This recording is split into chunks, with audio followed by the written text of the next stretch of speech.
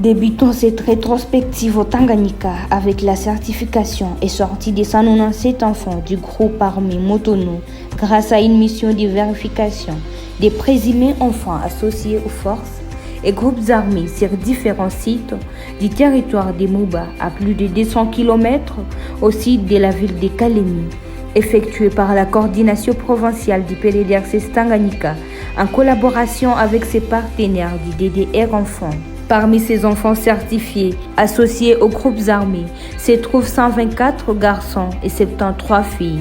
Cette opération supervisée par la coordination provinciale du PDDRCS Tanganyika s'inscrit dans le cadre du projet Appui aux activités de prévention et réponse en protection en faveur des enfants affectés par les conflits dans les zones de santé des Moba et Kasimba, territoire du Moba en province du Tanganyika, est mise en œuvre par l'ONG APDC avec l'appui financier de l'UNICEF. Notons que ces opérations ont connu la participation du CECAS 22e Brigade, des réactions rapides, les autorités politico-administratives et militaires, ainsi que les ONG APDC, TPO, ACAD et COI2. Toujours au Tanganyika, le point focal du PDDRCS, M. Trésor Ngabo, avait tenu le mardi 21 octobre 2025 une importante séance de travail en présentiel et par visioconférence avec les représentants du consortium UNICEF, OIT et FAO. Cette rencontre avait pour objectif de soutenir la mise en œuvre du PDDRCS dans la province du Tanganyika pour appuyer une coexistence pacifique entre les ex-combattants et les communautés Toa et Bantou.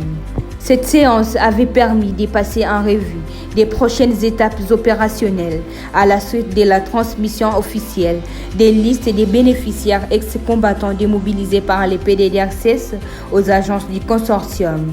À ce jour, 653 ex-combattants ont été enregistrés et démobilisés dans les territoires de Kalemi et Nyunzu, constituant ainsi la première phase du projet d'intervention dans la province du Tanganyika. Passons à présent au Nord Kivu, où les chefs d'antenne du PDDRCS avaient effectué une mission officielle dans la ville de Butembo, dans le cadre de la mise en œuvre du projet Moudawa Amani 2, accompagné de son équipe technique. La mission avait supervisé la paie de la deuxième et dernière tranche de la subvention octroyée aux bénéficiaires du projet composé d'ex-combattants et de membres de communautés hautes, engagés dans deux parcours de formation professionnelle. À cette occasion, 168 bénéficiaires ont été servis dans la ville de Butembo. Cette subvention vise à renforcer l'autonomie économique des bénéficiaires, soutenir leur processus de réinsertion socio-économique et promouvoir la cohésion sociale dans les zones affectées par les conflits. Rappelons que le projet Moudawa Amani 2 est mis en œuvre par les consortiums experts avec le financement de la MONUSCO à travers les fonds de cohérence pour la stabilisation. Dans cette même province, dans le cadre de la réinsertion socio-économique des ex-combattants, la coordination provinciale du PDDRCS Nord Kivu avait organisé du 20 au 22 octobre 2025 une session de formation sur l'agriculture résiliente au climat ARC dans la ville de Beni. L'activité avait réuni les ex-combattants et membres des communautés bénéficiaires du projet RECET, les techniciens et ingénieurs agronomes, membres des coopératives agricoles actives à Beni et des agents de services étatiques intervenant dans le secteur agricole y ont également pris part. Les participants ont bénéficié de 2 jours de formation théorique et d'une journée de pratique organisée dans un champ école paysan. La formation était animée par l'ingénieur agrologue Jonas Rwanika, responsable mondial de la section sécurité alimentaire chez Mercy Corps. Quittons le Nord Kivu pour la capitale où la stratégie nationale du PDDRCS a été vulgarisée au Forum national sur les enjeux socio-économiques et miniers des accords de paix en RDC et dans la région des Grands Lacs. Le PDDRCS ayant un ancrage communautaire et un rôle structurant dans l'assainissement du secteur minier et la sécurisation du territoire affecté par les conflits, C'est dans ce cadre qu'il avait pris part à ces forums nationaux sur les enjeux socio-économiques et miniers des accords de paix en RDC et dans la région des Grands Lacs. Organisé à l'hôtel Pullman de Kinshasa du 15 au 17 octobre 2025, ces forums avaient pour objectif d'offrir un espace de dialogue et de réflexion politique sur les enjeux économiques des accords de paix et de contribuer à la consolidation de la paix. Les PDDRCS étaient représentés à ces assises par Rémi Kassinti, expert chargé de la stabilisation et de la reconstruction au sein du programme, et de son collègue Maître Kevin Bitabois, expert chargé des affaires politiques.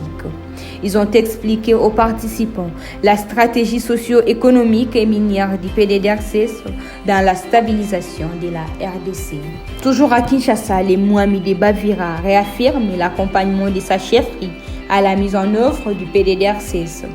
C'était au cours d'une séance de vulgarisation de la stratégie nationale du programme à l'intention du chef de la chefferie de Bavira, Sa Majesté Mouami Romel Langue, organisée par la coordination nationale du PDDRCS le mercredi 22 octobre 2025.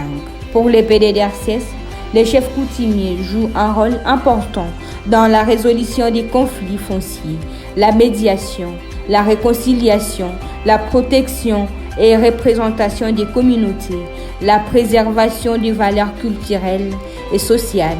la sensibilisation communautaire et la facilitation du désarmement, de la réintégration ainsi que dans la stabilisation comme étant un pont entre l'État et la communauté.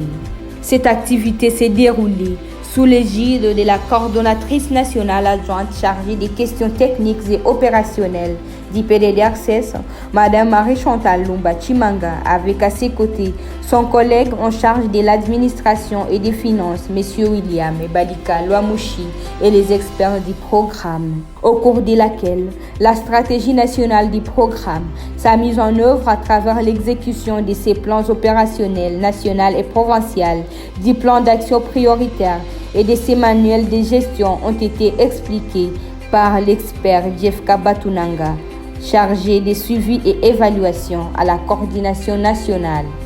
S'exprimant au nom du coordonnateur national du PDDRCS, le professeur Jean Desvieux Désiré Tangantita, la coordonnatrice nationale adjointe chargée des questions techniques et opérationnelles, Marie-Chantal Lumba Chimanga, avait salué et félicité l'engagement constant de Sa Majesté le Mouami Romel Langue en appui à la vision du chef de l'État, son Excellence Félix Antoine Tshisekedi Tshilombo, président de la République et président du comité de pilotage du PDDRCS. Enfin, au Sud Kivu, l'antenne territoriale d'Ouvira avait procédé à la mise en place officielle du CCPAP dont le rôle est de coordonner, de soutenir les actions du programme de désarmement, de mobilisation, relèvement communautaire et stabilisation au niveau local. Il sert de plateforme de dialogue et de coordination entre les acteurs locaux, les communautés et les partenaires pour assurer une mise en œuvre efficace de la stratégie nationale, de la stabilisation et de la réinsertion dans les zones affectées par les conflits.